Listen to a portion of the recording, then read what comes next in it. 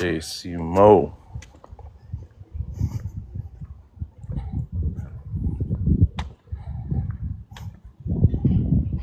Jazzy.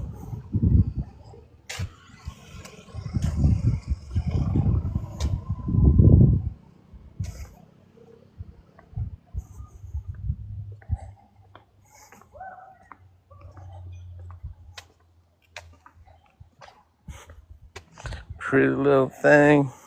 I think I'm talking to my mom or something.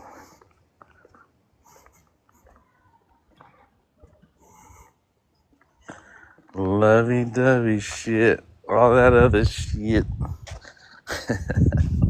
What do you say? It's too late for that. That's a Drake song, I think. That's a Drake song. Jazzy. What up, man? What up, boss? What up, ma'am?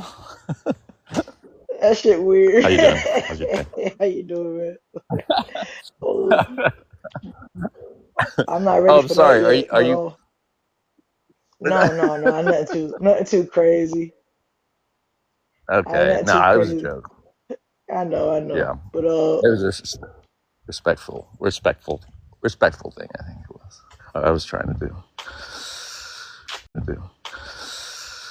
but look, I just cracked my back, like on the couch. I had a crick in it, and my soul escaped a little bit. It's still coming back, but I'm good. You gotta go to the hospital? Oh, Oh okay. no, like I Just just a cracked it, little tweak. Yeah. I might have levitated slightly, but I'm back now. Settling It's in my like body. one of those natural cracks, right? Yeah, like I just bent, like, I went upside down on the couch and it like separated my vertebrae, and I just felt, I was like, oh, come back, Jesus. We back. That shit sounds serious. Nah, yeah, I've been there before. I worked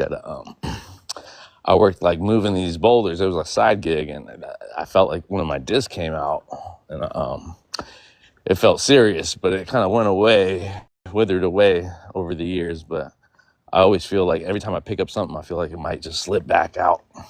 Yeah, that lasts a while too. I had that same thing. I got that Yeah. right now. My upper back's like feel like a kink in it. So I said, let me just, stretch it out. You gotta sometimes separate the vertebrae. And I felt like a ghost supposed to. I felt like Casper, and I came back. I'm back now. Weird. It's so crazy how like delicate our bodies are, Too much pressure one way, too much pressure another way will, can do some serious damage. And you only get one back. And you only get one back. Just one. Yeah. I don't know. I just I'm going for a walk to the boardwalk here. You ever been to Santa Cruz, California? No, I never even been over that way. I'll show it to you when I get closer. I'll put it on the cam so you can check it out. But yeah, just taking a little walk. I haven't been doing any exercise or anything. I felt like the need to just get off the phone with my mom's, and she was kind of giving me a headache, so I had to go clear my head real quick. That's one thing about the beach. It's peaceful. Like, it's really good. I used to live by the beach, but like now, just because of the storms and stuff, I don't like it. But like when you really just go there to recollect and chill out, it's perfect. It is perfect. It was my go-to for like a good 7 years every day. Like I live right next to it, but I didn't really take advantage of it when I was younger. Then I got into surfing, got into water, and I don't know if I told you, but I'm a surf instructor as well. I took this year off though, gained a little weight, didn't feel myself, but I don't know if I ever told you that, did I, Jazz? I didn't know you surfed. I didn't utilize the beach either though when I was there. I didn't use that. I didn't even go in it. But Yeah, we looking take at it for it, granted. Yeah, yeah, it's right there. Mm-hmm. Yeah, so but yeah, later on when I went to college, I was like, why am I just sitting here watching these white boys surf all day? Why don't I participate? Like, and it just took a while because I didn't really have no mentors, nobody showed me anything, and I had to learn it on my own. And then I was like, all right, well, after I learned it, then I was like, I gotta teach these kids. I gotta get my community out here. Yeah, So that's dope though. 'Cause I do say I want to see black people doing random shit all the time. I say that all the time. I want to see you doing random shit, skiing, yeah, um, right. Some water white polo. shit, Yeah, do some white shit. Or some random skydiver, some random shit. I like that. Some X mode shit. Yeah, cause like they be doing every time they like black people do it, it be lit, but they don't be doing it. So it's like Right. it's a dude. He's like a dark skinned dude that does motocross, Hmm. and I was like, random shit like that too. Add it to the list. I like that. Yeah, and it's funny because we always excel. We always excel in anything you Exactly. put your mind to. Oh shit! I was blocking this guy. Yeah, the other brother that I saw was he was a snowboarder, and Yes. he's killing it in the snowboard. It's like a type of snowboarding. It's like one that includes like tricks and jumps and stuff like that. And he's really, really They got creative. that. They got that at the Winter Olympics, right? I think so. Yeah, I think it's one of those snowboarding trick kind of like skateboarding. When they do the rails and the jumps. It's kind of like that. It's kind of like that. It's exactly like that, but just with a snowboard instead of a skateboard. Yeah. I seen like I was like I don't know what happened. YouTube is random, but I was like scrolling one day, and I caught a YouTube is random, but I was like scrolling one day, and I caught a little bit of like the Red Bull snowboarding, Oh yeah. and it was a black dude on there. He had some locks, killing it. They was like 10. I said, damn, I just got here. He was killing it. Like, I want to see more random shit. Yeah. Yeah, it's facts. It's facts. And I think like yeah, they don't have for the community, right? It's like Into the their sport. mentality, oh, we don't do that, or they don't But do that that, but I too. want to see it. Yeah. Facts, that too. It's exactly that too.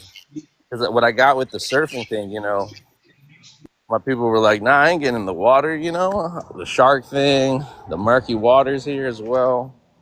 Every excuse. The other one they said too was I think specifically with swimming, right?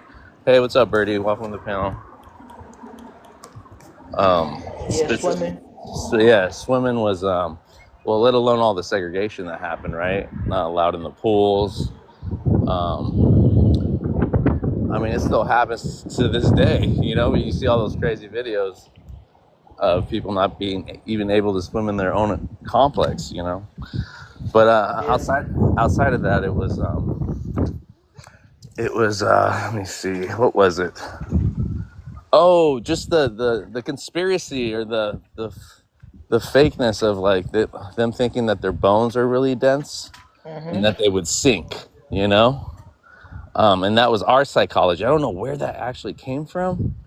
I'm sure it was. It's we was just talking about that in another panel though. It was like, hey Birdie, it's talking about that in another panel. I'm gonna shut up for a second after after I say this, but they was like it's kind of believed that black people have denser bones, heavier bones, and then like that then they don't the uncleanness, they don't want them in the pool, Oh, things right. like but a lot of people accepted that my dad could swim, but I can't swim. Like, and I do think I sink, but that's not everybody. I think like people do float and some people do sink, but they kind of just put it all on black people. Like, I really think some black people can float. I've seen them swimming. Like, Oh so yeah. yeah, like I'm convinced, but it's just for Yeah. me. Maybe I just need to do more to stay afloat or something like that. I don't like It's water it's though. it's really just a skill. It's a skill set. Like, and you got to be relaxed. You gotta That's have what some I'm faith not. because if That's what you're I'm not. yeah, because if we're fearful and we're like that's what happens with drowning. People don't know how easy it is just to tread on water, and but they have to be relaxed. If they're moving a lot in the water, they're sinking faster. But I can definitely understand how that. how that can affect someone, especially if they're not comfortable with that kind of environment.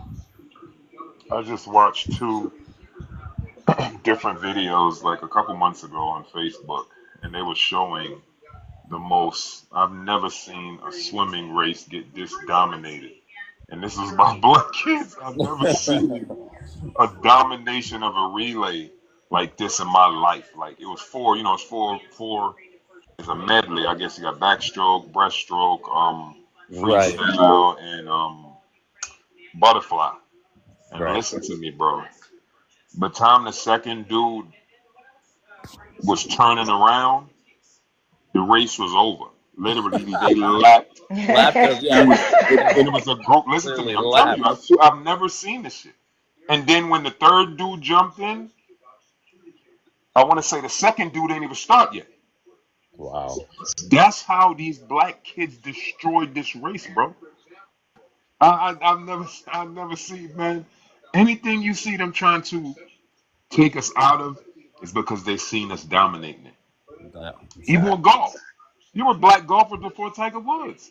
That's the history. That's the epistemicide that they try to do. What they try to do is over time they erase history. So if they erase a bunch of stuff now, like okay, if they try their hardest to erase Michael Jordan's history and Bill Russell history, and then put Larry Bird in the forefront, Kevin McHale and those guys. Yeah, we By the were talking. time my kid and your kids grow up and start looking at the history of basketball, you're gonna think Michael Jordan's gonna be a secondary thing. You get where I'm coming from? Larry Bird gonna be the primary thing. So they can do that with every, you control the history books, you gonna control the information. You get where I'm coming from? So at the same time, we gotta recognize that. It ain't nothing that we can't do. You gotta look at it like something that we're good at that they're trying to prevent us from, shining or showing it. It's all about Right. agency, man. I realize that because there's It nothing. makes a lot of sense, We see Birdie. it every day. Yeah, we see it every And day. Birdie, There's I, nothing we ever entered that we haven't dominated. Good, my bad. I was no good. I was saying I was watching like randomly. I came across a Red Bull snowboarding game, and it was like a black dude with some The black locks. kid, yes, They was with the like, tell gold me they teeth. wasn't like, yes, they was like Yo, bro, 10. He got a 10. I said, what the? He he came up with some new destroyed shit we it. never seen before. He I said, what? destroyed it. He destroyed it. I was like, He what? destroyed it. Like I mean, they never seen the shit he was doing. So that tell you that's ancestral. This motherfucker had that shit in him for him to conceptualize those moves. Because think about it, Like everything for starts in the real. mind. Think about it, everything we see. Right now, you're walking around and you see everything that you're looking at was conceptualized in a human being's head, bro, before it got there, right or wrong. Think about it. Right. It's like the The designer. place, the placement of that tree, the placement of those rocks, the gate, that was conceptualized in a person's head first. Facts. Then it came to fruition. So for that kid to have those skill sets in his mind that it was even possible, they tell you Mm, that's some ancestral evidence that he either did it before somebody in his lineage did it before. You get where I'm coming from? yeah. But Whether that be skating down sand, you know, bush, or friggin' snow. But the kid is demolishing the snowboarding game, destroying it, doing shit they never seen. that Epic. was crazy. Come on, man. I seen that shit, and he got gold teeth, dreadlocks. Don't get, Oh, you know what I mean? Long I hair, think don't that was care. the same guy I was telling you about, Jazzy, Yes, the he one that got a does the funny hair. tricks, right? The guy that he like bounces And, off his back and shit. and we gotta be Yes, talking He about the does yes. those same crazy dude because jumps. We it's are. happening. We're talking about the That same guy guy. is crazy, man. They didn't even fathom those tricks. They didn't even know what, Yes. they didn't see And that he coming put at the all. He and reinvented he the thought sport. about it in his mind. He Come on, bro. reinvented the sport. Just like Tiger Woods did, just like Michael Jordan did. And then I asked the question. Listen, and then I always ask people this question because I want to know what everybody else think. What would we be doing with that athleticism if there wasn't like sports? If there wasn't like this whole thing Right. about We sports? did talk about this. What would we be doing with that athleticism? That athleticism is valuable outside of sports Yeah, because, almost. like I tell people, athleticism goes one in the same with intellectualism, bro. Yeah. I don't give a damn what Intellectual nobody does. property. Yeah. And that's why they came up with that term, dumb jock, because we were better jocks. You get where I'm coming from? So they had to Right. make it negative. You get what I'm Yeah, saying? the way we think about it now. Right, right. Yeah, because It's I like know they for a always fact. switched it on us. Remember when I was Yeah, they talking always about moved the goalposts. the blackface and the dancing and the tap dancing, and you Right. were telling me how And I they were told you, copying right. it? Yeah, yeah. We were copying their clown asses. We don't dance like that. Oh, yeah, that's We're right. Yeah, more what's that? skillful. I was gonna say that's the cakewalk, right? Like all that type of stuff. Yes, exactly. Cakewalk, exactly. We were fucking with them, and they saw us fucking with them, and thought, "Oh, look at those clowns!" Come on. And they started doing it, and we just kept looking at them, laughing, like, "Look at these clowns. They really think they got something going on." Yeah, that's one thing black people do. We play entirely too much, even no matter where we are. Mm, We play too much. exactly. ¿Todo bien? Esto estoy hablando, ahorita vengo. Ah. Yeah, we were saying how. Oh, they're okay down there? Yeah, they're okay. We were saying how this is Santa Cruz, California, Birdie, Man, it's beautiful, It's bro. beautiful for Wow. real. right? Damn. And this is the That's boardwalk. damn. That's a nice little place to have the little food trucks and Yeah, that's exact. That's yeah, exactly. they Yeah, on did the all that shit. beach, I and remember then you told me that. you see the wharf all the way on the other end. That's beautiful, man. That's just yeah. They want those areas for themselves. They don't want no Yeah. black and brown people. Prime Those areas. location, Brown, prime real yeah. estate. They don't deserve this. Facts. But We stole it. they don't own this land. I know, right? We It's for stole it everybody from to them. enjoy. We stole it from them. They can't have it back. Yeah, but I was gonna say, just going back to what you were saying about the sports, like if we had our, who knows, like what our imagination, what kind of games we'd be playing, that would really showcase our athleticism, because I feel like we're kind of bounded by their rules, and like the extent of what our abilities are, um, by them, always setting the standard, which limits us. I feel like. Yeah, I see that. Like I feel But like it's with them having a lot of dominion over a sport, you could get into it. But if like I think you said there was black leagues back in the day, so it's like if we had that mindset, so who knows how many different things will pop out of that. But in the meantime, we get into it, dominated, and take like we just do that.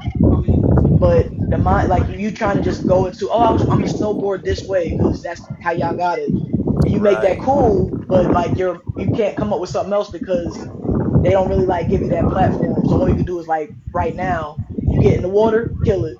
Get on the basketball court. Wait, no, I think we started that. I don't give a damn. Right. no, yeah, we started all that shit. Whatever we do in that sport that's limited, it becomes illegal, or we're not allowed to do it. Exactly. Exactly. That's why we That's had the where. NBA. We used to dunk 3-pointers. They wasn't doing dunking and 3-pointers because they could fucking dunk or through shoot threes like we could. You get what I'm coming from? So they set the rules to where it's like, oh, we can benefit. So that's why when you see sports now, the only place you see fairness is in sports. It's the same motherfucking 94 feet on the basketball court, same 100 yards on the football field, and it's the same 10 foot goal. You know what I mean? Rim. So you can't do nothing to trick that. You can't do nothing to alter that. Everybody gonna have to play on the same standards. That's why you see black people dominate, and that's the only place we dominate in sports because the rules can't be bent to help your stupid ass. You know what I mean? You got to bring your athleticism and your strength and your toughness in order to be successful on this field or this court. Otherwise, you're gonna get swallowed up and excluded, and that's what's happening. As I told you, the dude told me years ago that the NBA 14th, the 13th, 14th, and 15th spot is reserved for white players because if they didn't reserve those seats for white players, they wouldn't make it. So there's a lot of black players still being left out because those seats they These are can't get those reserved. last seats. They're Wow. reserved for white players. We can't have an all black. We can't have an all black NBA team. Yeah, we could have 10 out of 15 of them or 11 out of 14, but we're not. We can't have all black. No matter how black and good these guys are, we can't. It just can't happen. We're going to have to sacrifice some of them for us to look like we have some value in the athletic realm. and that is why all of the coaches are usually white. We have Yeah, to. If you check Jimmy the Greek, I don't know if you guys ever heard of Jimmy the Greek. the college coach. No, he was a commentator and like a gambling enthusiast who used to have like an old school gambling show back in the '60s, early '60s Oh, ish. you know what? I did see a video of him Yeah, talking about this, but go yes, ahead, remind me, please, because I it can't was remember. it was a 30 for 30 on Right. ESPN, and he was talking. He had a TV show. Like he was one of the commentators that would do like Sunday Night Football or some shit like that. And he just started talking candidly, and he said, you know what I mean? We look for the big, he kind of like broke down how they look at black athletes. Like they're the buck. You breed a good athlete with another Oh, good athlete, and you get another good athlete, and that's just like the slavery days. He mentioned that, and he said all the other commentators started looking at him like, shut the fuck up now, dude. You're going down the road you probably can't come back from. And he kept going, and then he was like, yeah, and as far as coaching, we can't allow black people to coach. What's going to be left for the white man? He said that. You know what I mean? Because he's basically saying we can't play. We got to coach. We got to manage. We got to own the team. Because if we give them any of that, they could cut us out. Rightfully so. Because they're more talented than us. And they know what's going on. You know what I mean? facts. So when you're ashamed, you tend to want to get rid of the people you're ashamed of being around. Think about it. They exclude you because they don't want you to, because you're watching their cheating. You're watching their malfeasance, and you're sitting there watching it. They don't want you sitting there watching them do the wrong thing. They rather you out of the way, completely gone, excluded, so they can run around and act superior around each other, run around and steal with each other, feed their families around, including each other only. They don't want your black ass sitting there watching that happen. This is true. And that's why they destroy your character. Like by the end of your career, or destroy your brand to like devalue you. With all of the outside scandals, But like you were saying, the like quarterbacks and coaches, those were the professions that took the longest, right? And it was kind of off of Yeah. what you were saying with that one guy thinking that they couldn't do that because that was the brains of the operation. But it makes a lot of sense that these people, that was the work that they had reserved from themselves to support their families. Imagine how Yeah. much they put their kids, their grandkids, their whole generation like that was was what's it called? That was invested in that position, Right. and And if benefited from it. Right. right, and slowly but surely they let people get into those positions, but it was way too far late, you know. And it was so minimal. You know what I mean? You really can't. And then, like, as soon as that black coach had a fucking 500 or 600 win record, meaning 60% of their wins, they fire him. But you'll see white coaches go around 4 years straight with 30%, 300% records, and they stay on. You get what I'm saying? Right. They had a different standard of achievement. Yes, yes. And these motherfuckers want to play in your face and act like, oh, we didn't do anything. We're not doing anything. Shut up and just get Run the along. ball. Shut up. Play Yeah, ball. Play shut up ball. and dribble. Shut up and dribble. Nothing's happening to you all. It's like even in that situation over there. You over there trying to help these people. They hustling money, dog, selling food, doing their best to do an honest living and bring diversity to the area so people can try something new. Oh You might man, be, exactly. you might be a Mexican dude that brings some food over there that you never ate, and it's the best thing you ever ate because you gave him the opportunity to bring his skill to the table. Nah, we don't want them here. We want to We sit don't here want them selling. here, and we're gonna take their ideas and sell it ourselves. Yes, We're right. gonna redo them. Right, we're gonna sell out greasy, nasty burgers, and they got some good whatever chalupas over that motherfucker. We're gonna steal the chalupa idea and get rid of the real chalupa maker, and we're gonna sell the chalupas. Facts. You know what I'm saying? It's like get the fuck out of here, you fucking blood sucking what you call it? You appropriating animal. Vampires. It's the Yeah. truth. And most of the people working here at Parasite. this boardwalk, Birdie, are nothing but like Mexican Americans, Yeah, you're It's supposed to get them crazy. the opportunity like They don't everybody they else don't like they don't like entrepreneurs that work for themselves. They only want you working for them. for them. That's how it goes. Exactly. You're not supposed to build no legacy. You're supposed to come work for me and die poor with no kind of evidence of that you worked at all. Most people in the world die poor with no evidence that they ever worked. And when I Yeah. say no evidence that they ever worked, they don't leave a legacy. They don't leave a fucking a big a 10-acre ranch for their grandkids. You know what I'm saying? They don't, and that should be the goal for every American. When you pass away, like your grandfather passed away, he should have been able to accumulate a 5-acre plot of land. 5 acres is a lot of space. People think it's just small. 5 acres is It's a a lot of lot. space. Yep. That's 5 football fields, bro. You telling me you and your family can't build up 5 acres and live comfortably? Hell Facts. yeah. That's a whole apartment complex and more. But think about it though, they don't want that because if all the people that put in the labor got a piece of the pie, there will be no pie for them to overbuy, Exactly. steal, hoard. So like, yeah, it's just a part of that system. So most of us got to be losers. Most of us Exactly. got to lose the game in order for the game to be continued to be played. When in Rome, do like the Romans. Yeah, and that's why we got to be in a position where we can take advantage of some motherfuckers. Real shit. That's Real. just how it is. It got it to the point where people who do make all these millions, they kind of keep it to themselves. So they may have a legacy, but that's fine because it's just a couple people. Like, it's a handful of people. But they don't, like Mm-hmm. that mindset of going back and like really, it's fine with them. Amen. Yeah, facts. Slime ball. Slime Um, ball, what was I gonna say? There was this other. There was this other swimmer, guys. He was like he didn't have any legs or arms. Did you see this little From dude? Brazil. From Brazil. Oh my god! And That that just motherfucker was gone. and it was just a little bubble. Remember? Just a little body. He was just like a Little little ass bubble of body. air that he had. Yeah. Motherfucker was gone, but no arms, just wiggling through the water with his It was head. crazy. It It was was crazy. I ridiculous. know. He lapped the motherfuckers too. Right. Yeah, they can't allow this. They can't allow this. This African blood is a problem. They're probably thinking he was cheating. How he cheating with no legs and no arms? Right, right. He got an engine in his ass. Let's search him. And He that's got what, an engine. He has an engine in his ass. Let's search him.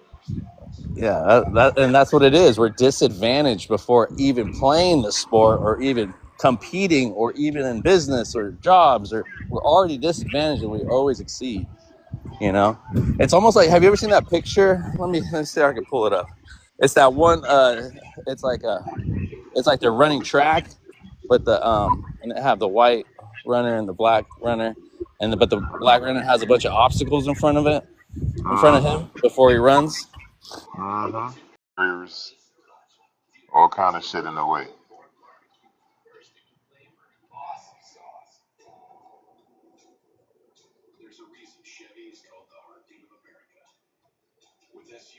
And, like, imagine your whole spiel being, "This is superior," and that I would have been tight. But it's happening there too. It's like they just better. Destroyed Like, them white boys. Man, them boys look like they were Olympic too. That's when Jamaica got their first um gold medal. You know what I wow. mean? See, look at all these medals. Like, it's you so your whole it's clear as day. But at the same time, you gotta keep just lying to yourself. We're better, we're better, we're better, and then you be like, okay, ignore that because that was a fluke, right? But you can't keep doing that. That keeps happening. And the thing with our athletes, we need to tell them next Olympics, nigga, fuck that. We ain't going. No melanated person going unless y'all change up some shit. We're not going to win no. So send your superior beings over You there. right? Actually, the Olympics gonna be in LA next Yeah. time.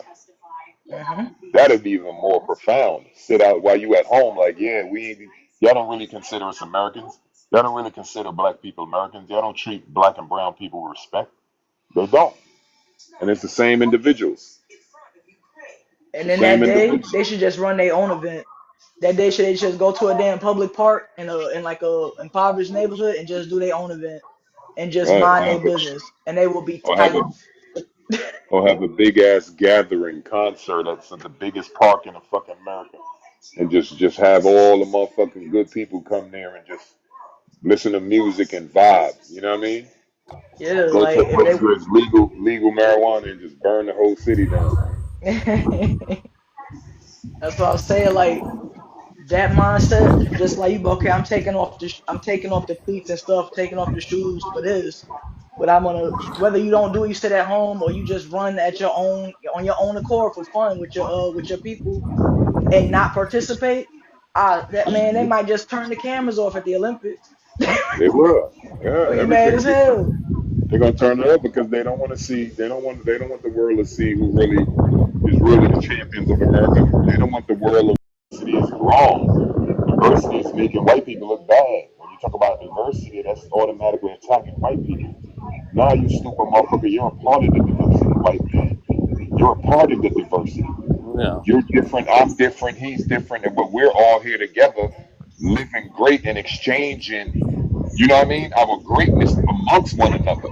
That's what makes America so unique. Makes America everybody feel they could be here comfortably. You get what I'm saying? Everybody Hmm. feel like they could come here and grow in a comfortable manner. But you got one group, the same group from the history of time, always intervening to prevent that from happening, though they benefit from it. How stupid is that? Think about it. How stupid is that? Facts. Facts. And you And then and what I Bob, hate about it. Oh, go ahead, Jesse. nah, you making me want to get that poster back. I had that Olympic poster. I don't know where the hell it went. But go ahead. Sorry. Which poster? The The one one you before did, this yeah, one? the one you just had. I had it in black and white on my wall. I don't know where the hell it went. It might have fell off or something.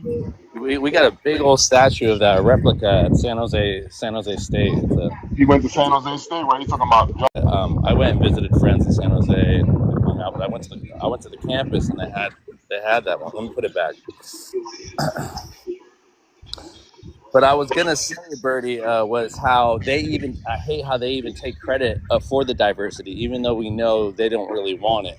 You know, they're the ones that go, "Oh, America's so great because we let this happen." And it's like, no, you didn't let it happen. You were forced to let it happen. You know, or you forced it. It just didn't come out the way you expected it to come out. You know, and the whole idea of diversity of having different types of athletes, different types of races. I just hate how they take credit for that too, you know, because we make it our own and we share it and we share it. I mean, think about all the basketball moves, Bertie. All the all the Yeah. all the different basketball moves or plays that were shared with everyone and all And together. the thing about, let me tell you something. And the thing about it, they've been fighting that shit for so long. When I first started playing ball, the coaches would. I remember because growing up in Brooklyn, that's the first thing we learned how to do was dribble the ball. First thing we learned how to do was handles, get our handles together. No matter how big you were, we didn't play that normal ball where you throw the ball down low to the big. No, big man had to step out and dribble that motherfucker to the rim. He had to grab the rebound and push that rim. You have to grab the rebound and push that shit. You have to be able to. You have to serve yourself. In my neighborhood, you have to serve yourself. No one was gonna serve you the ball. So we learned how to dribble the ball at a young age. Everybody did. So when I first started playing ball, I was real tall. So I would grab the rebound and start pushing the ball up the court. You hit a dumbass coach. Give it to a guard. So they been yeah, and I'm like, bro, I got this shit, man. I would fucking throw that bitch through my legs, whip that bitch around my back 2 times, and throw a no look pass up the court, and then look at the coach like, nigga, shut the fuck up, man. Damn. But they Right? didn't. They only thing they knew how to do was control. So that was Yep. his way of controlling something. It had to be something, I someone, mean, something. yeah. They had to initiate some sort of control. So everything we've done to like make change or growth, they always was there to suppress it momentarily. And then when they realized like oh it's beneficial, then they said okay, let it happen. You get where I'm coming from? Because we make a Hmm. profit over. it. So now we got big men handling the ball like the Kevin. Man, what's my dude name? Kevin Durant. You know Okay, how yeah, those guys played Yes. back in the days. That Mm-hmm. shit They was only had one retarded. position, which was a big man. You couldn't see this guy shoot from out of the, Right, the right. They range. want Like you to shoot outside of the paint. they expected one. They expected us. They One expected. dimensional, one Yeah, dimensional one loser dimensional. type shit. Thank you. That's a good way of explaining that. Yes. Right, one dimensional cornball shit. So when they start seeing that dual threat and the fact that you could dribble pass and shoot and you're over 6'7", 6'8", they're like, wow. Triple threat. You know, this is something that I've never seen before. So it's impossible for it to be happening. And then over time they have to like realize like this shit is beneficial to the game. So they're always there to they're the ones that's holding back progress. Like I said, that shit you was telling me about with the Santa Monica Pier, that's supposed to be a thing, dog. They were supposed to get some money from city council and throw some stalls up to where you can have a Right. section just for vendors and then have a Right. section for brick and mortar. You get what I'm saying? And Mm-hmm. then give Yeah. the sections where the stalls at, give them an opportunity to have little pop-ups on the boardwalk. Like, you know what I'm saying? Like you do it 2 days a Right. week, that person will get it 2 days a week. But at the same time, you still have your stall over there. So if you got people who love your shit, they're gonna come to your stall. You know, on Monday, Wednesday, Friday, but on Yeah. Tuesday and Thursday, they could catch you on the boardwalk. And you alternate. Something Right. creative, you know what I'm saying? That would bring Oh more yeah. people to the boardwalk. That would bring more revenue. But they don't give a damn about more revenue. They just want to fill their coffers. Those are the brick and mortars are like, oh, I'm paying rent Right. 35,000 a month here, and it's not fair for me to be paying rent. And those Mexicans are coming in with a damn shopping cart with burritos on the side, and they're making Selling it for money. cheaper, right? Sell because they don't have overhead. You're selling for cheap. Yeah. So that Can't was we kill exactly them? what they would say. The trick. They know the trick. They did that shit down here. Motherfucker will get a food truck, dirty ass restaurant that smell like piss, bro. Story This too. restaurant used to go to smell like piss and shit because their sewage system wasn't right. And they were beefing about the food truck dude talking about he's not taking no money from you because if a motherfucker they've been liking to come to your spot. You've been here for 20 something years. Everybody know your spot. They like your burgers. They like your whatever. And they come in here and they like the smell of piss and shit. They're gonna bypass that food truck and come into your spot. There's nothing that truck could do to stop a person who likes the smell of piss and shit. Okay? So stop hating on so stop hating on the food truck guy and let him hustle his little hot dogs, his little, cheese steaks or whatever the fuck he in there slamming up on the flat iron, on the flat top. But no, they can, and of course it's a white person. It wasn't nobody else. It was a white man. Couldn't stand competition. Wanted the monopoly.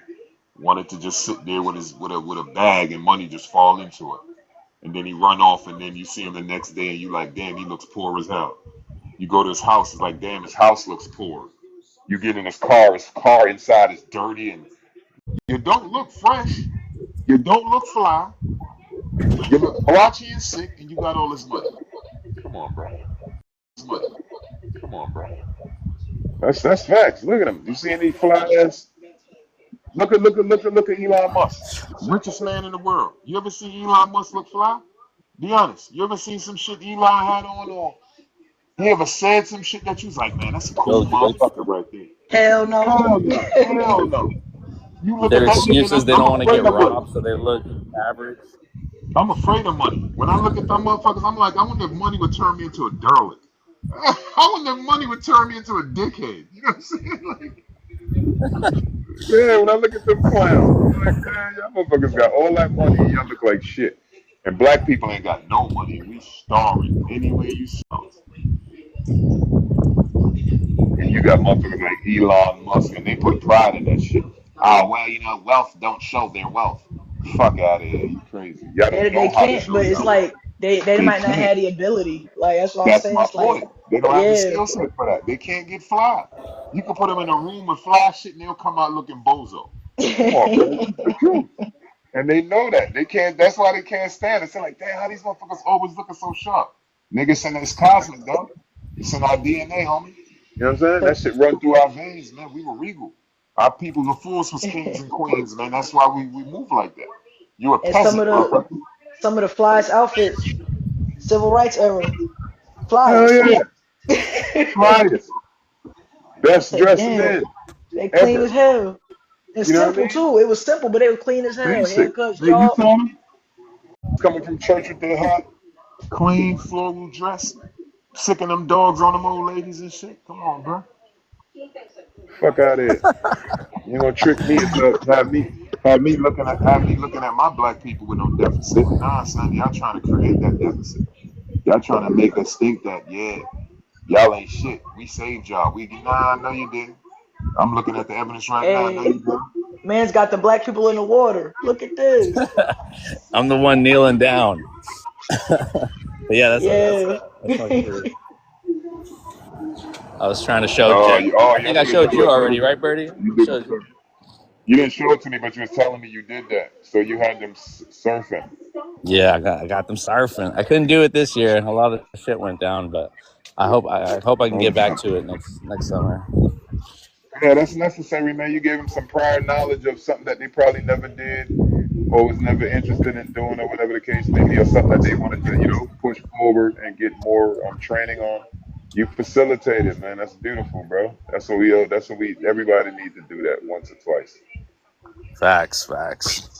Yeah, You know what I'm so many kids, man. So many youth, so many adults too. It's crazy. saying? Yeah, these are the youth.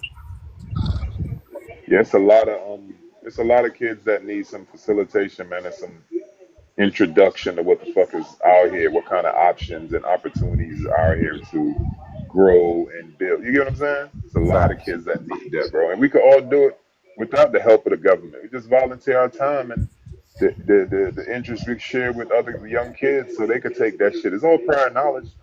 Once they get that prior knowledge going, they good to go. Mm-hmm. Yeah, you instill something that they can keep forever. Forever they can. Exactly. Yeah, they got prior knowledge. That's right. We did one of the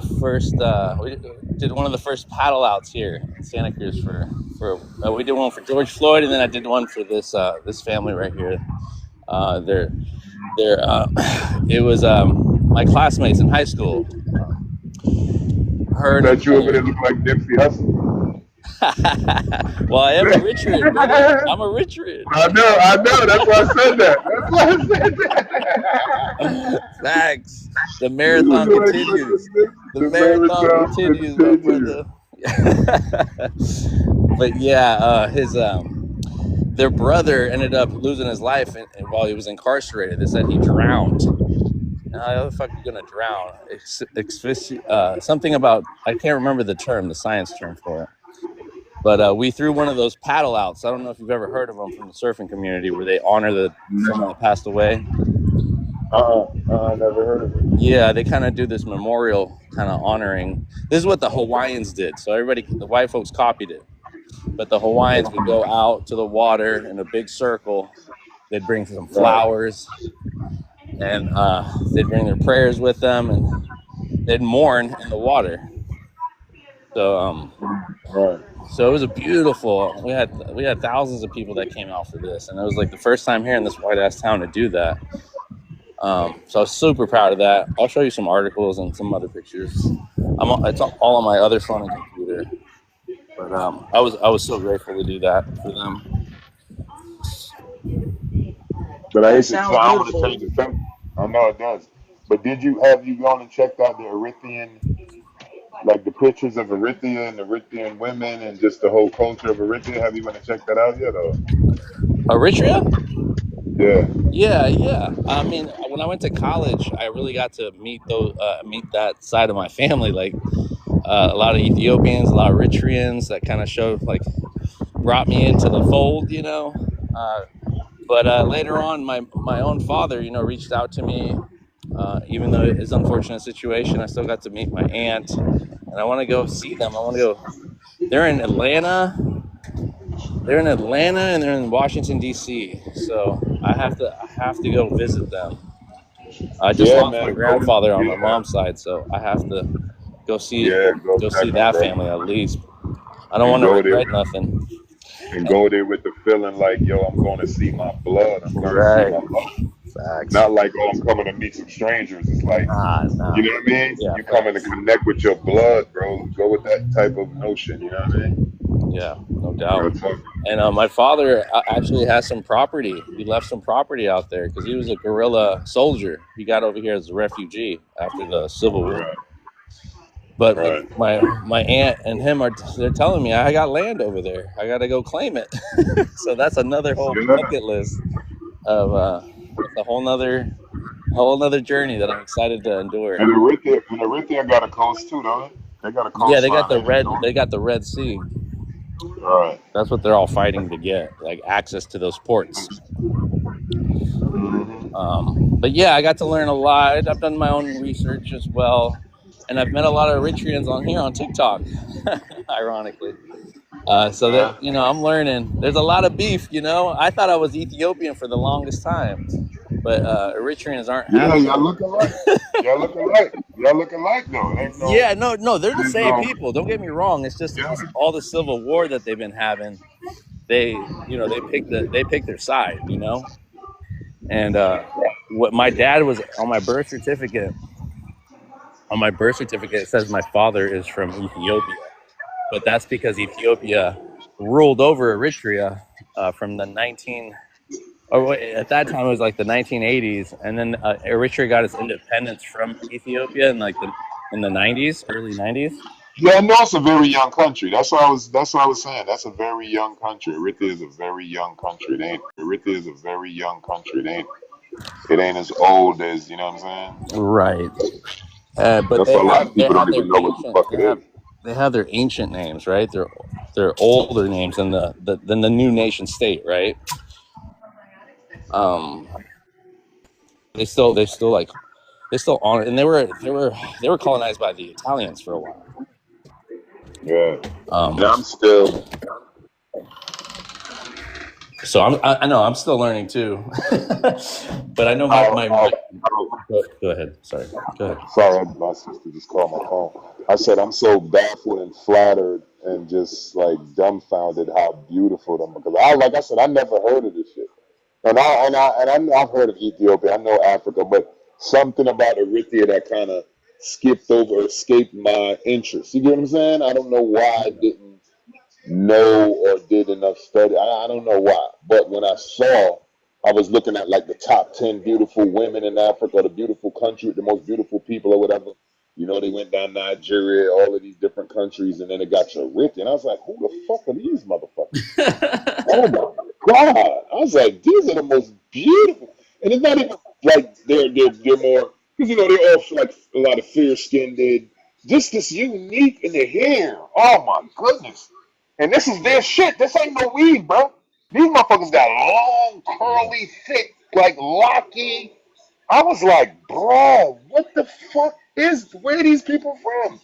I mean, hands down, some of the most beautiful women I've ever seen, bro. And I've seen a lot of beautiful women, bro. That's the most beautiful gathering. The pulchritude that you see in second to none. And I don't want to put it on the mix with Italy. Because I don't think Italian women are that fucking fly. But that shit is different, bro. Gorgeous, bro. Well, Birdie in the mix. A lot of people want to say they're, but there was an elder that said that they look different. It's not just always. It's like who looks like who? Is it the Ethiopians or Eritreans that look like Arabs, or is it the Arabs that look like the Eritreans? Exactly. Right? Like who has more? Yeah, or not even that. So this elder was talking about how you got a lot of background noise, Birdie. I can't hear myself. Oh, hold on. I hear something over here. What is this? Oh shit. I'm on some other shit. Okay, so she was explaining how, because in Ethiopia and Eritrea they have these highlands, right? These mountain ranges where these people live at, and how it was due to the altitude that their features changed, and also their skin tones. Like they could hide in the cave system. They didn't have to have the sun bearing on them. Not that it was a bad thing, because like vitamin D and everything beautiful to do with melanin. I think that these just people live differently, and the altitude alone. She was saying that was the contribution of their of their phenotype and what they look like. But there's so much diversity in Africa. You know, we got the lightest of the lightest, the darkest of the darkest. We got the almond eyes, you know, the Asian people looking Africans, and they have no admixtures with the Chinese. You feel me? So I think it's really important to point that out too. Yeah, and that's crazy because, like I said, you got the most diverse. It's the most diverse place because it's the biggest. You know what I mean? So you're gonna find the shortest people, the lightest people, the darkest people, the fattest people, the tallest people, and the most beautifulest people, and the most ugly motherfucker too. Don't forget that. You'll find some ugly motherfuckers in Africa. You got to because it's so big and so different. We got it The all. yeah, the diversity has to share that aspect of it too. You can't get away from that. You got Facts. the ugliest motherfuckers in Africa and the most beautifulest motherfuckers in Africa. That's just what it is. You know? Facts. That's Yeah, big the facts. variation is all there. City. Has to be.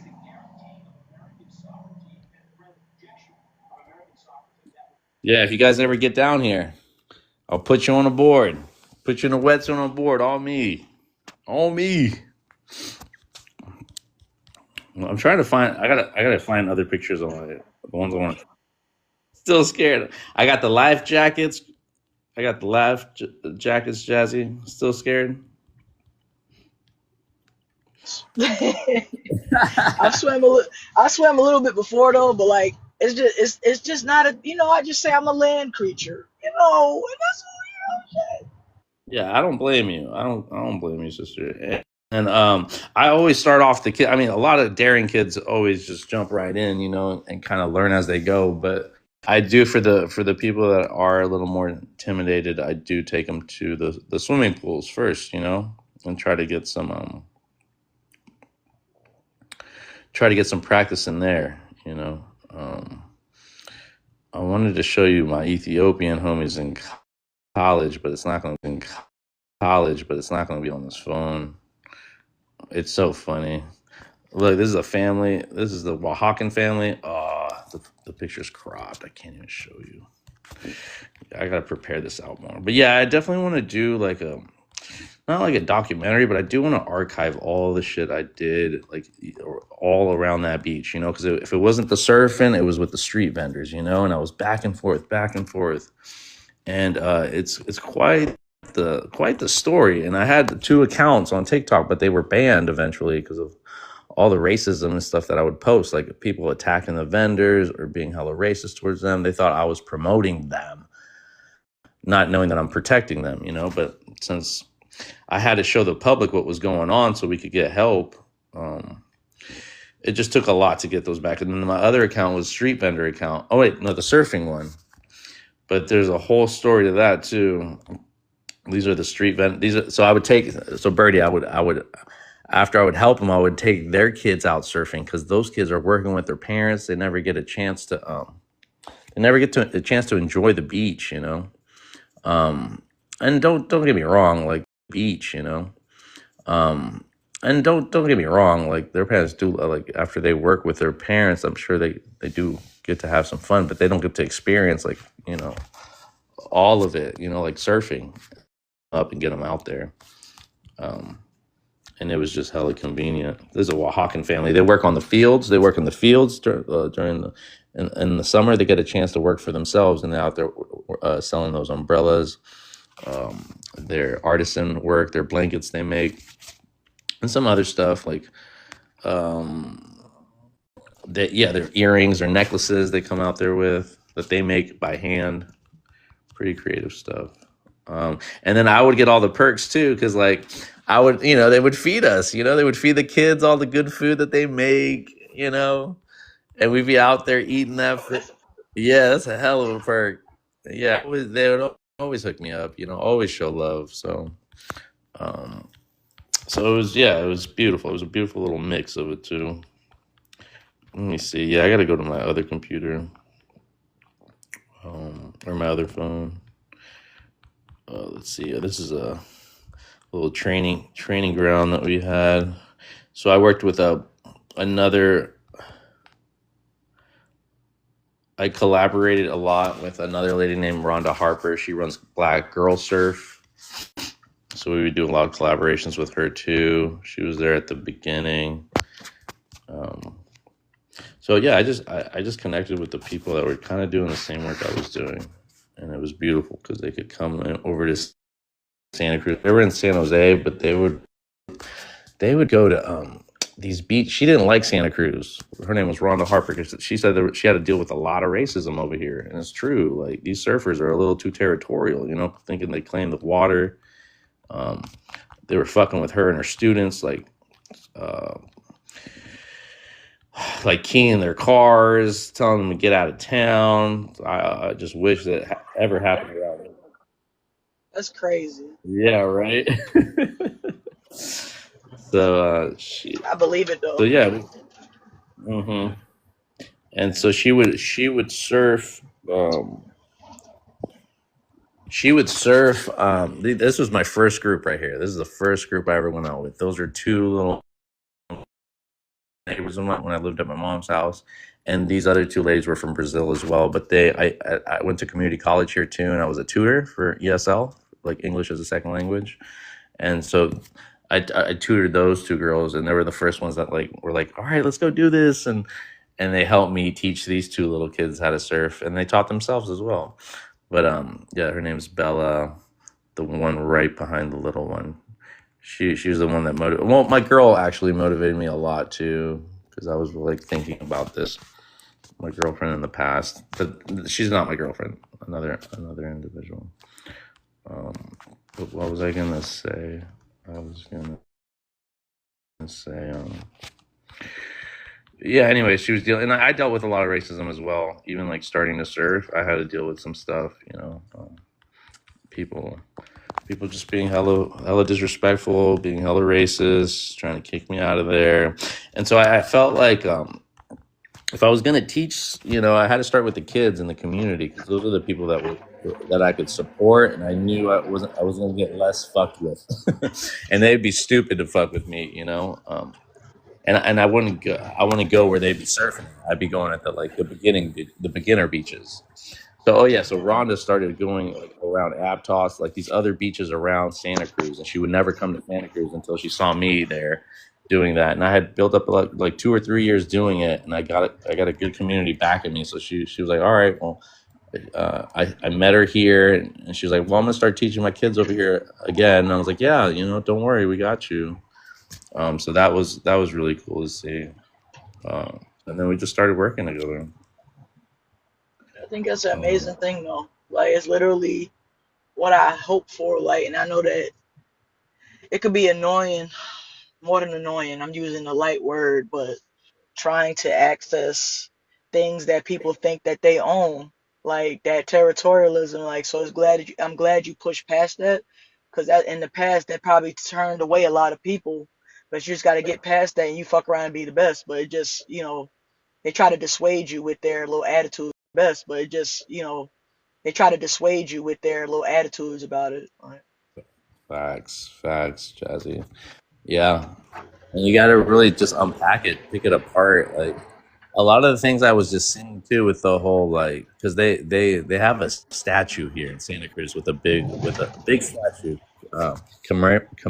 commemorating all surfers, but it's this white dude with a board, and it says that it was some Santa Cruz surf team or club member, a member club or something, and they had paid a lot of money for this statue to get put up, and obviously it's a white guy with a board.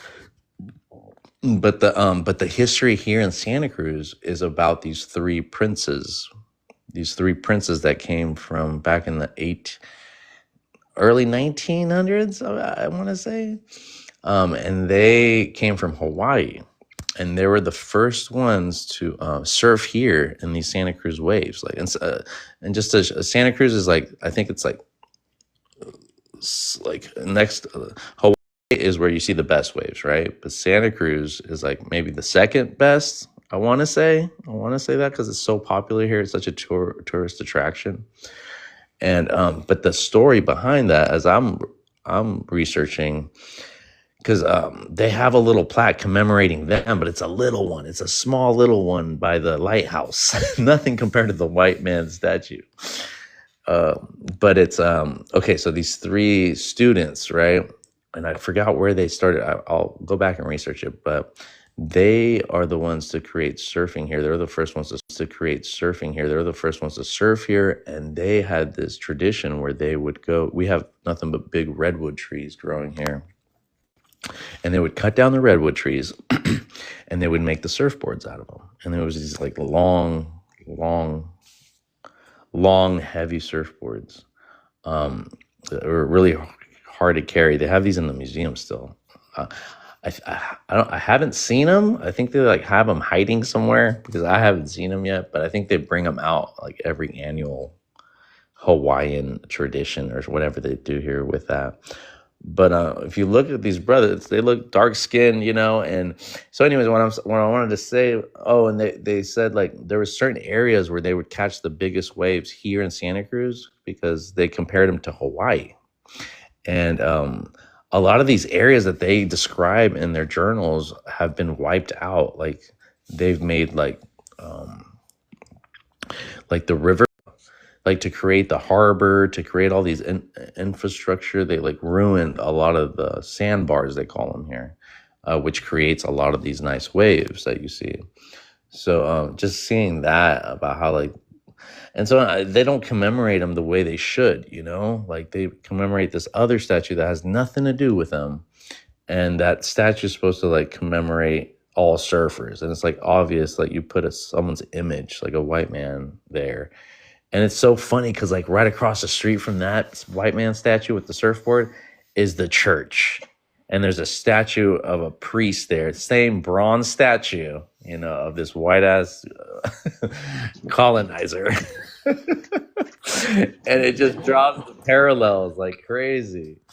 And it's funny because with the three princes right there, the small little commemoration that they do have for them, there's another commemoration for Black soldiers or Navy SEALmen, and that I never really even paid attention because it's so small, the plaque that they have there for them. So just to show you how they minimize like our achievements, and boost theirs like crazy. So a lot of that motivated me too, like it's like the history's here about all this shit. And I don't know how they keep trying to perpetuate it and think that and it's so funny because them surfers do their whole culture and how they're so territorial and all that comes from fucking Hawaii, where those locals there, the indigenous people there, the surfers there, tell them to get the fuck out of there. They call them haoles. And they don't let them be just coming up there thinking they can just take any wave from anybody. Like they check them over there. So what do they do when they go back home? They do the same thing to people, but like even that is not their shit, But yeah, Ooh, ain't no damn way. yeah, they stole that culture of doing that to foreigners, really, because now they call it here like you got to be a local. If you're not a local, Yeah, the king of the appropriator. yeah, straight up appropriated. They could appropriate any fucking Yeah, thing. it's crazy. It is fucking crazy. But yeah, sister, I'm gonna keep. A lot of things happened to me this year and last year. People that did me wrong, people that didn't want to see this happen, And I did this all for free. Like I accepted donations and stuff, but all the students, free equipment. I always asked for donations. Always got used donations, which I didn't mind, but I wanted new equipment. Like right here is like new equipment that I was able to purchase and do this. But I had 60 kids, 60 students, and from all different ranges, from 5 years old all the way to my age, 30s, 40s, even elder people. So, yeah. But what I was just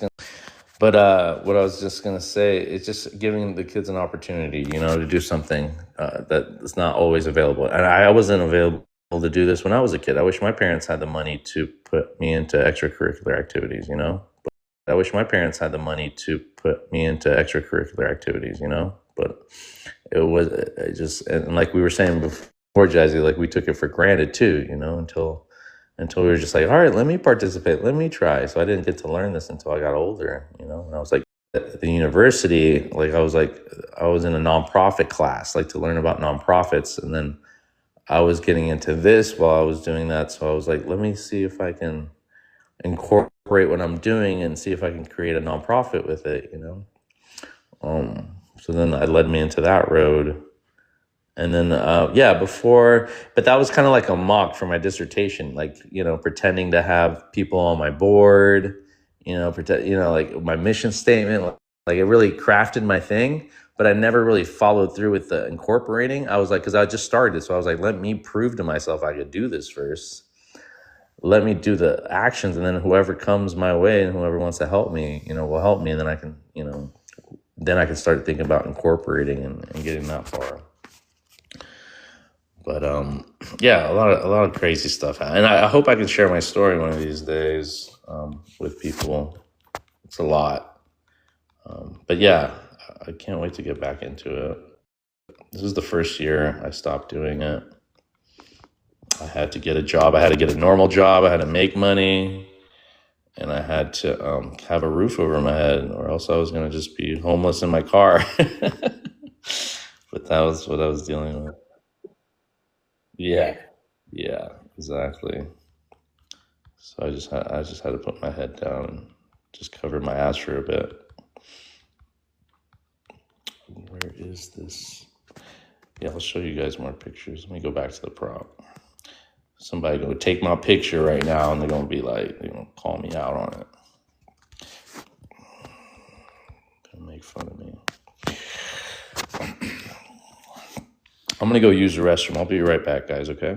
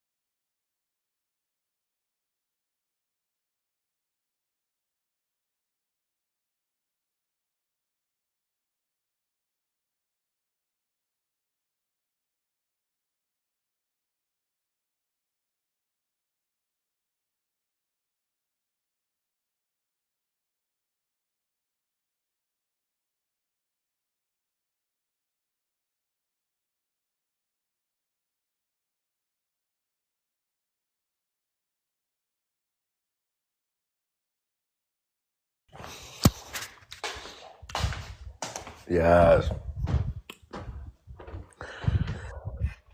Yeah, I'm just at Walmart. What, Jazzy? Sitting here watching them dumbasses talk about Trump's stupid ass on the news. What is he doing now? So he was doing, so he was doing before nothing but fucking up I shit. heard. I heard he was taking out all the homeless people. I think I heard L.A. They swept through L.A. Right? Mm-hmm. Why are you Yeah. leaving people alone? Why are you Yeah. leaving people alone? We got an executive order. He clean the streets from all the homeless encampments. That's what I heard. Oh yeah, he's been doing that. They're trying to criminalize poverty, bro. That's the stupidest shit you could do. Attempt to do. Yo, Birdie. Well, What up? and Jazzy, what do you guys think about that alien ship with African Americans in it coming in Oh November? yeah, I kind of heard that. NASA has come out with a statement talking about how there's an alien there's an alien ship. They thought it was a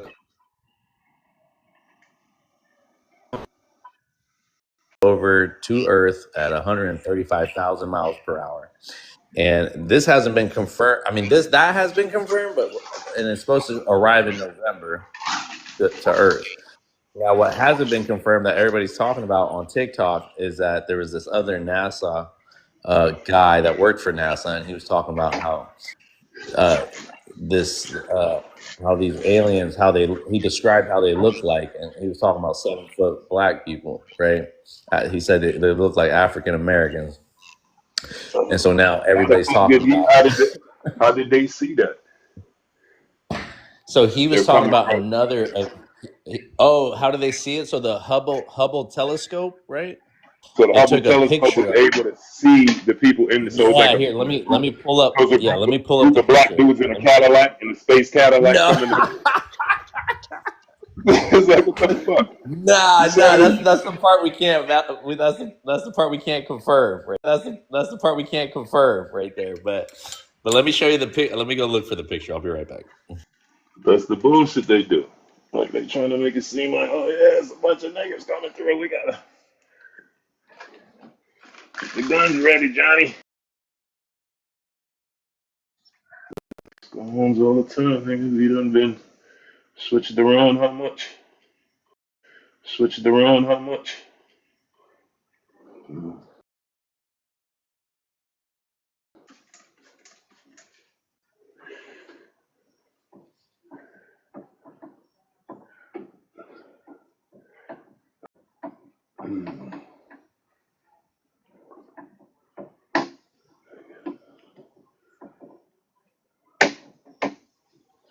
Oh my god.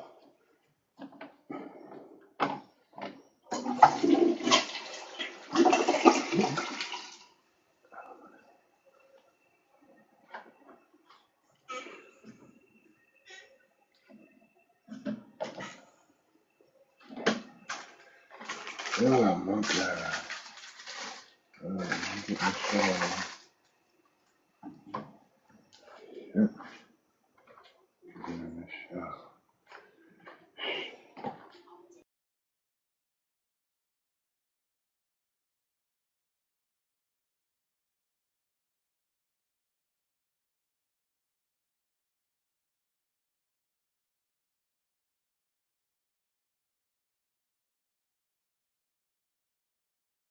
I'll find it when I can, but I just wanted to say they have the picture that they had from the they have the picture that they had from from the telescope. It looks like this colorful ship. It's a 12-mile long ship. They said it's the size of Manhattan, but so that, but the thing about them coming hostile and them being black, that's up in that's not been confirmed. They heard it from some NASA representative before about talking about how they pulled up here, and he describes them. So people are, putting two and two together. And now you got the whole black community on TikTok, like excited because, our ancestors are coming back or whatnot. Be nice, but I don't know. Right. That's what I was thinking too. Oh, I wanted to show you this stuff right here. I hope I don't get flagged for this last time, but I've been hearing this audiobook because I read this book like a little bit in college, but um this kind of speaks on like what you were talking about, Bertie, about how they take like either they don't want us or they want all of us, like our essence, and literally want to like be us but can't be us, right? So this guy here, I think this was the thing, and this goes a little deeper. It's more like this. They want to be us, but they don't want us to be ourselves. You dig what I'm saying? Right. They don't want us to be, living the joy of who we are. But at the same time, they're trying to. Exactly. Here, let me see if I can pull this prompt up. This one was over here. And this is the book. This is the audio book. And I was just listening to it kind of the perfect prompt for it too. But I hope I don't get banned because last time I was talking about this, they booted me. Let's see. Oh, is it here? It's not even here, bro. It's not even.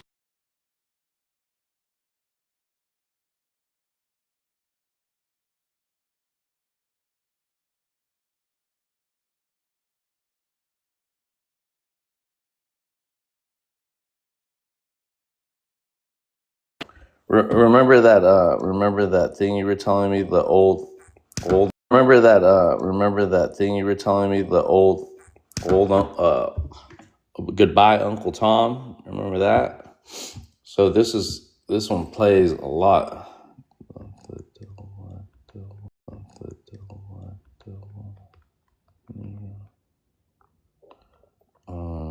Audio, let's see, audio.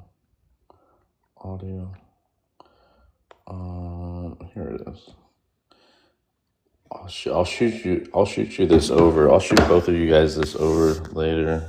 I don't know where it was. It was like 140, 130.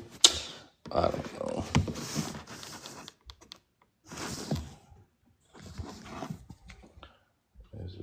That of a consumer to a food source or commodity. He writes, this class of the lowly is the source from which the master class draws its livelihood and leisure. Thraldom, slavery, is a degree of cannibalism. It is a system of man feeding upon man. The master is a human parasite who, by the right of might, has secured his fellow man in the bonds of thraldom in order to feed upon them and use them for the satisfaction of his appetites.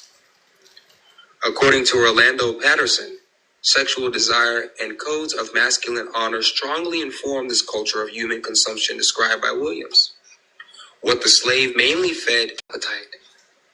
After methodically butchering and cooking a male slave over a rolling open fire, one Kentucky slave master reported to his wife that he had never enjoyed himself so well at a ball as he had enjoyed himself that evening. Such incidents proliferated throughout the slave trading diaspora, especially in the Caribbean and the Americas, where carving, cooking, and eating of flesh served as punishments and conditioning rituals. Typically, masters derive feelings of pleasure and social empowerment from rituals of torture and consumption. Patterson, concurring with Williams and drawing upon analysis of slavery among primitive Germanic peoples, observed. This one's a little too crude. This one's a little too graphic. I can't remember where they were talking about sports because he talks about consumption, like spiritually, physically, and mentally. But I don't know. That shit is so fucked. Like, whoa. Let me see. I think it's around. I think because this is 5 hours long, but I think it was at 140. So we're at Yeah, I we're want at to hear the more of that though, because that was all right. nuts. All right, here we go. Here we that slaves were socially consumed, and that this process of consumption was endemic to all other slave-holding societies, both before and after European global expansion. Importantly, both Williams and Patterson foreground the erotic and more specifically, the homoerotic desires of masters that shape and inform master-slave relations. Masters received a sexual high or erotic charge from the consumptive acts. Power and sex intertwined with the slave's body, and sex serving not only the purpose of pleasure and erotic fulfillment, but also reinforcing the master's authority, supremacy, and dominance. Romancing the cannibal. Equiano's The Interesting Narrative of the Life of Oluwado Equiano, or Gustavus Vassa, is today regarded as an exemplary specimen of African civilization and cultural production. Equiano is not the silenced and culturally determined Agostino, who speaks but is not heard. Instead, Equiano, an African-born, formerly enslaved man, managed to achieve literacy and pen his narrative, which is not only a vindication of his Igbo people, but a model of literature in the genre of the travel, slave, and exploratory narrative. While little substantive scholarship has been written on the topic, Equiano's text remains one of our most thorough and elucidative explorations of the European acting as a type of cannibal in the transatlantic context. In his travel narrative, Equiano describes a culture of cannibalism based in practices of cutting, harvesting, and cooking flesh. In keeping with Patterson's narrative, homoerotic desire serves as a means of tasting, ingesting, and cultivating an institutionalized appetite for African flesh. Furthermore, in Equiano's narrative, the institutions of Christian fraternity, chivalric homoerotic love, transatlantic mercantilism, and literacy all serve as a means through which European and American white males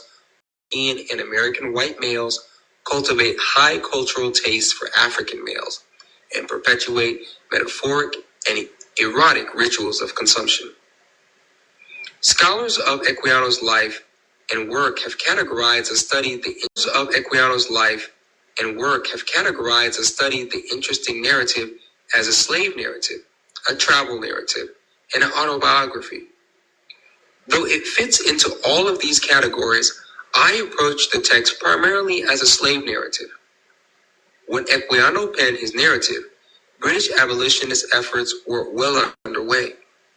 The interview between Agostino and representatives of the British Select Committee reflected the British government's determination to throw its full legislative powers behind the ending of the African slave trade. In the prefatory material to the narrative, Equiano includes a letter that he wrote to the British Parliament.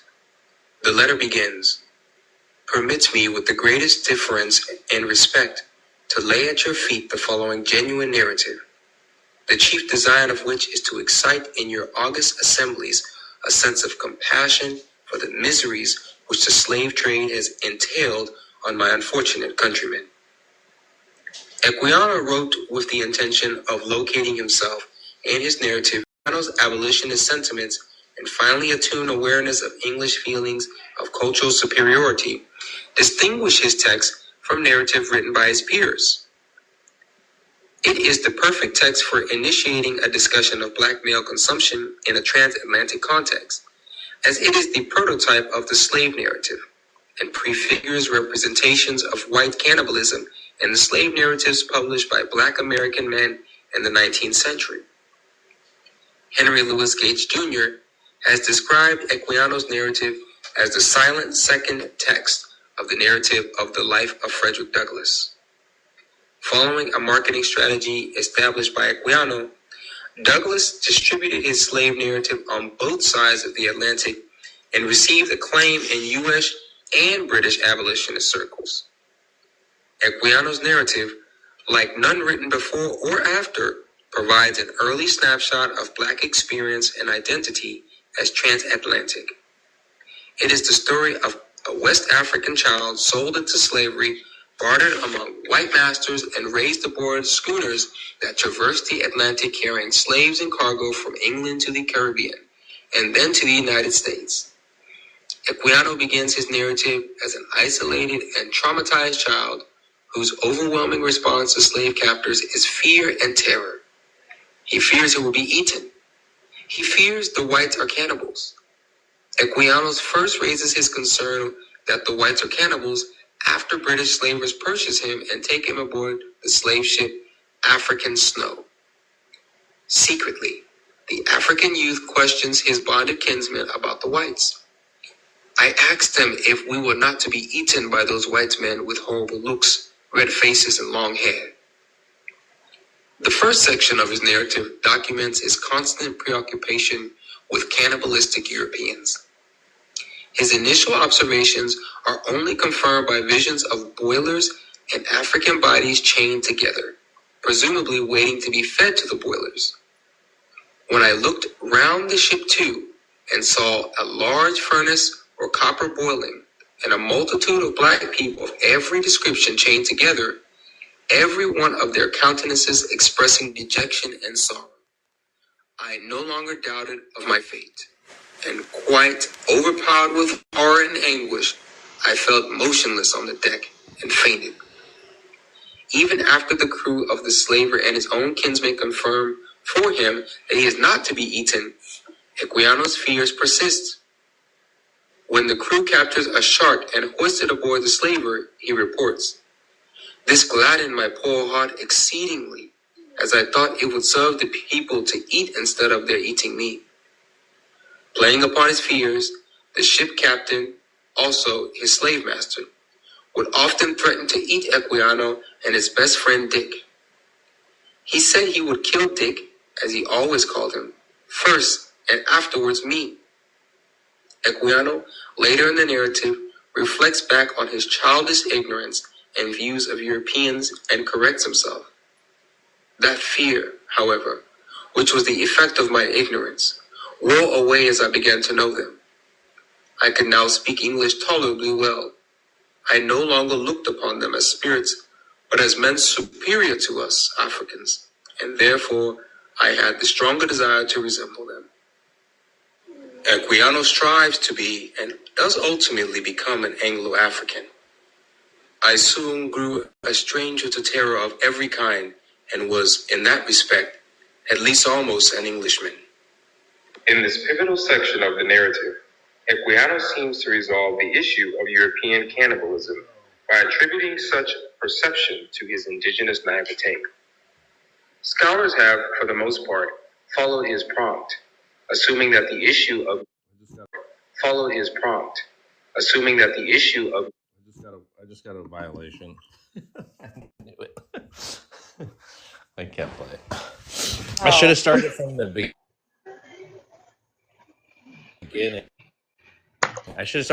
Because the beginning kind of like sets precedence of like where I think he's in the part where he's talking about the slave narratives while dealing with that.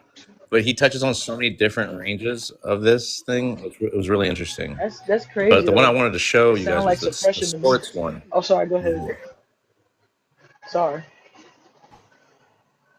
Oh no, you're good. I was just. No, I'll send you guys a link to it, okay? So you guys can listen to it. I would love to. I'm definitely gonna hit that link. But yeah, I was like, that sounds like suppression to me. But it's all right. Yeah, like just don't get in trouble. Yeah, I don't want the account banned. About to say the same damn thing. That's some shit you gotta listen on a private listening party. But it's some real shit though. That shit ain't no theory. That's real shit. That's studied shit. You know what I'm saying? So we gotta stop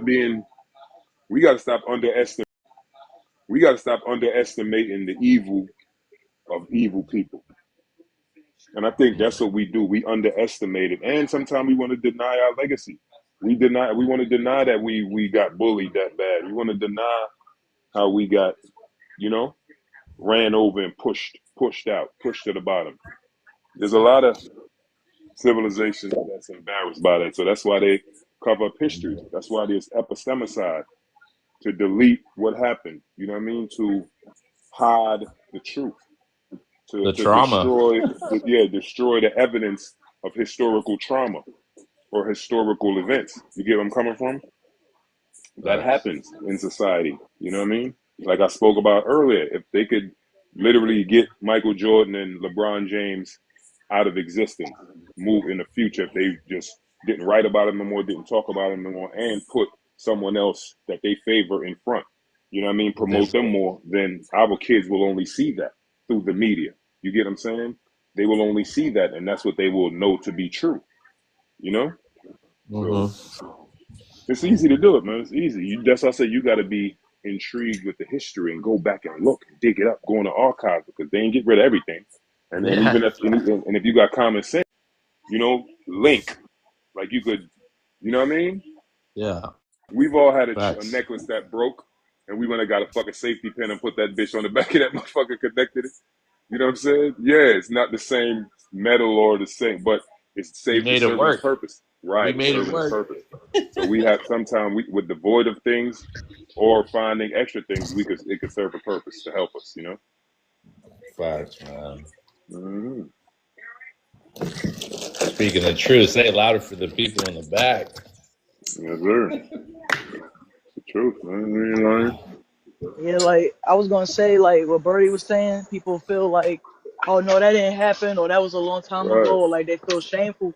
But I don't feel right, shameful. People had no control, like right. like Yo, shit, you trying to bite me, like right. so crazy, like It's like they never did it. Yeah. Like I tell people, I never. Right. so crazy, like It's like they never did it. Yeah. Like I tell people, you never.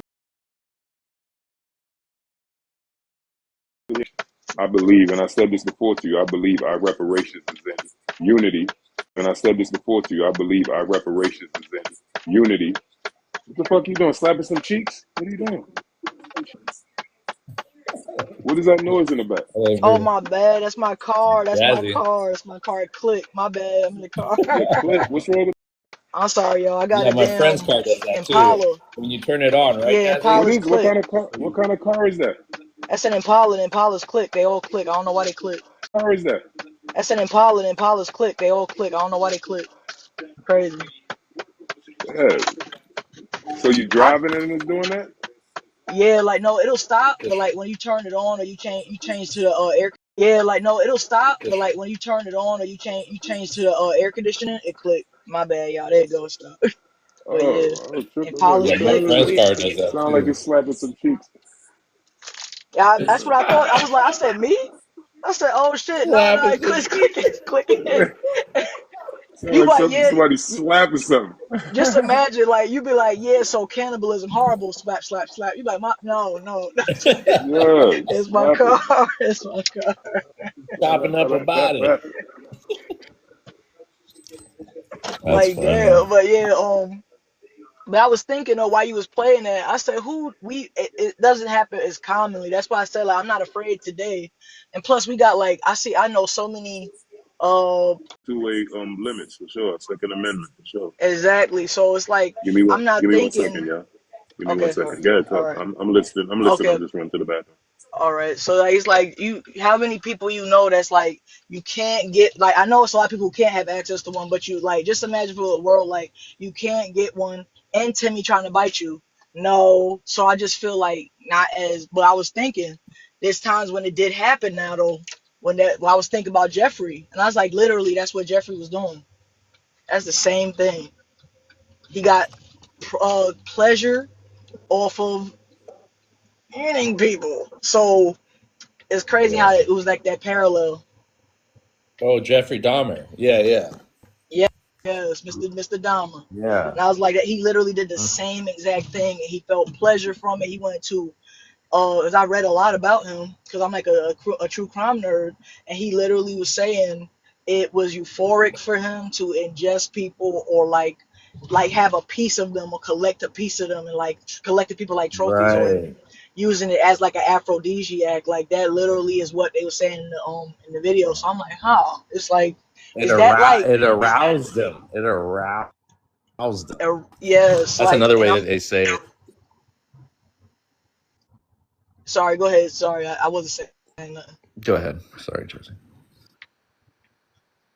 No, go ahead. Go ahead. I was just interjecting that Okay, part. yeah, like Go ahead. the arousal, like so that was literally the same thing, but it's not happening as commonly. But they said America does have the most serial unalivers, but that was just a specific thing that you probably don't see a lot. He had that specific thing. I said, is that epigenetics? What is that? Like that combination of getting pleasure from flesh and taking people out. Like the taking people out is more common, but the flesh thing, like that's literally that's what he was doing.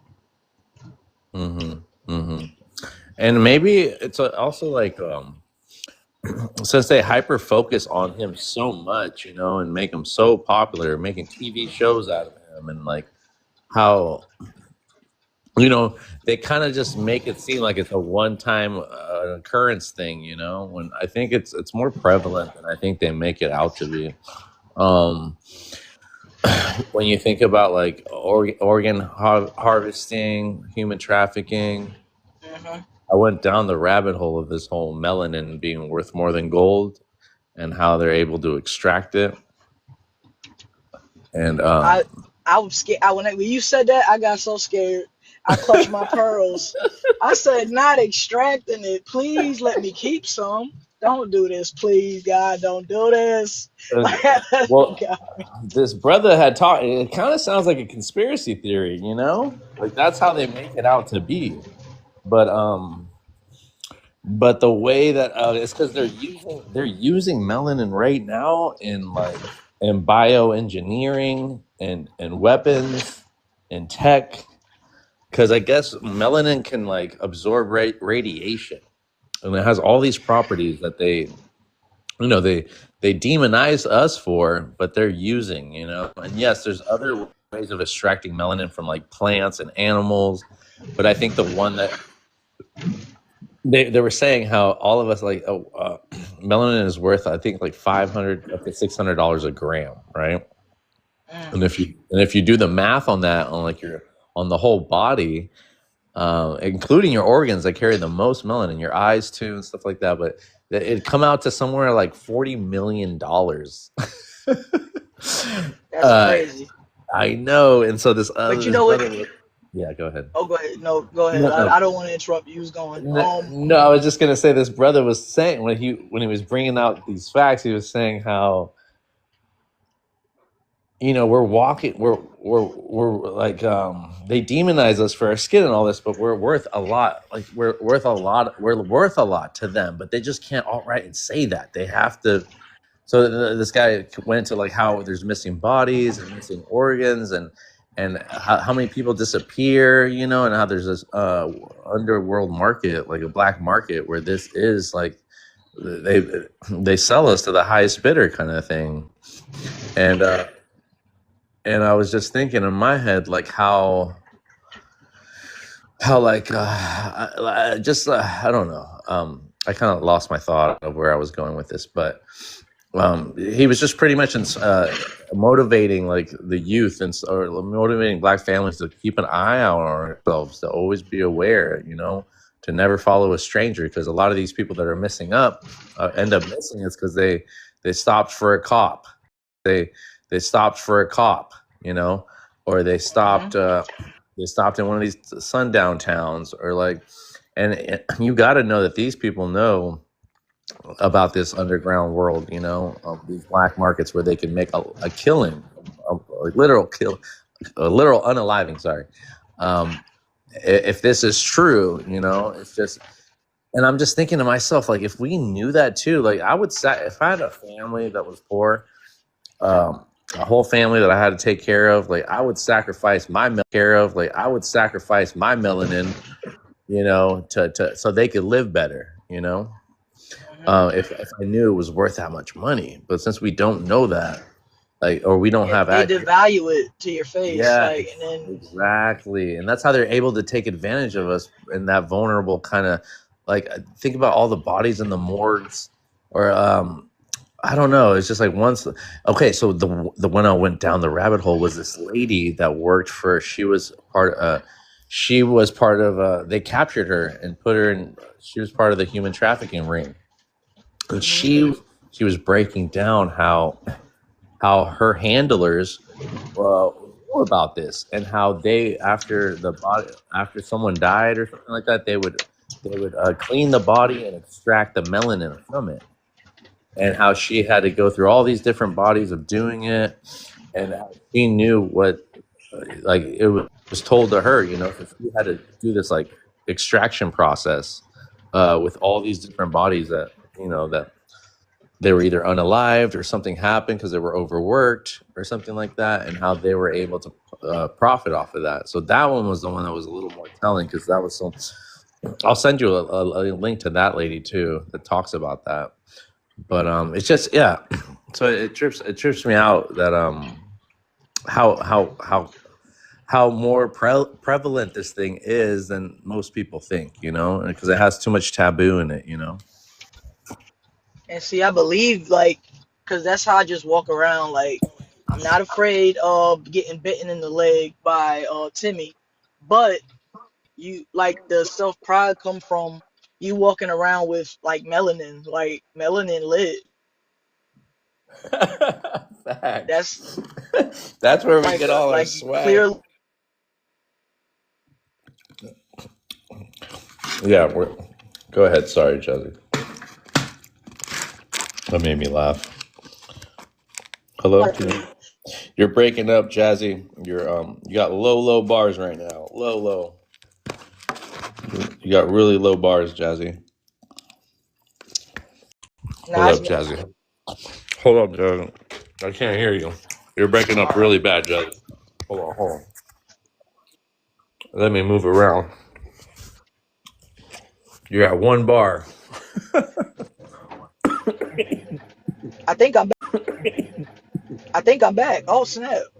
Hold Oh, on. you're back. You're back. Hey, You're am I back. back? You're back. You're That's. back. I thought it was me. Like, okay, so I think it is. I was You have saying one though. bar on there. Yeah, go ahead. Yeah, I was out. I'm outside, so I thought it was me for real. But I said I was gonna wait to finish till I got home. But since we're back, I was gonna say I just knew that inside, like I knew it inherently that melanin was lit. But now that it's being sold, a little bit scary, a little shakes my boots. Yeah. But yeah, like that, inside, like if you don't hate yourself, inside like something about you is special. Like it's melanin, like it's your Africanness, like so. That's facts. And there's so many sayings, Jackie. I can't think of any right now, but there's so many sayings and like affirmations, of like us being wealthy. Like wealth is your health, stuff like that. Like there's a lot of easy sayings that really probably tell us the truth about what, like, not even just worth to the market, but like worth to the world, because it's not only about what. Are you okay? I'm sorry, I'm going over bumps. Oh Can you my, hear me? are you okay? I'm sorry, I'm going over bumps. Oh Can you my hear me? God, I thought you crashed I'm for a I'm minute. No, I'm about to mute this. I'm gonna let you talk. I'm gonna mute it though. I'm Okay, just going over okay. the dustiest Yeah, no worry. I'll roads. wait. I'll wait for you to. Don't Texas. worry. Anyway. Don't worry. Concentrate on driving. Get home safe, and I'll see you when you get back. Oh, I gotta charge this phone anyways. Let me charge it over here. Christian. Oh.